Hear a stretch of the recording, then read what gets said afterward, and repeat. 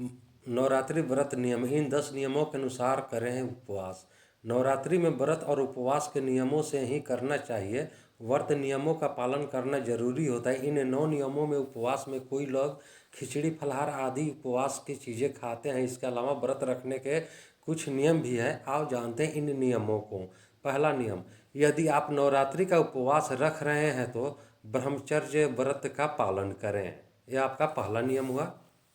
दूसरा, इन 9 दिनों में झूठ नहीं बोलना चाहिए और क्रोध नहीं करना चाहिए। ये दूसरा हो गया। तीसरा नंबर है, इन 9 दिनों में किसी भी प्रकार से किसी महिला या कन्या का अपमान न करें।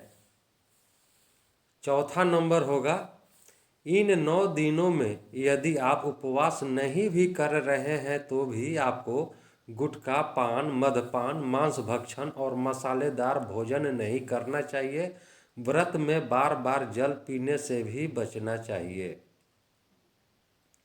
पांचवा नियम, अधिकतर लोग 2 समय खूब फरियाली खाकर उपवास करते हैं। ऐसा करने से व्रत का फल नहीं मिलता है। उपवास को उपवास के तरीके से ही करना चाहिए। नवरात्रि के दौरान रसोपवास, फलोपवास, दुग्धोपवास, लघुपवास, अधोपवास और पूर्णोपवास किया जाता है।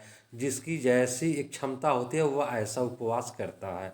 छठा, व्रत में यात्रा, सहवास, वार्ता, भोजन, गाली बकना आदि त्याग कर नियम पूर्वक व्रत रखना चाहिए तो ही उसका फल मिलता है, परंतु कई लोग ऐसा नहीं करते हैं।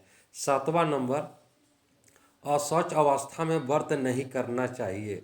जिसकी शारीरिक स्थिति ठीक न हो, व्रत करने से उत्तेजना बढ़े और व्रत रखने पर व्रत भंग होने की संभावना हो तो उसे व्रत नहीं करना चाहिए। रजस्वला स्त्री को भी व्रत नहीं रखना चाहिए। यदि किन्हीं पर जरूरी यात्रा करनी हो तभी व्रत रखना जरूरी नहीं है।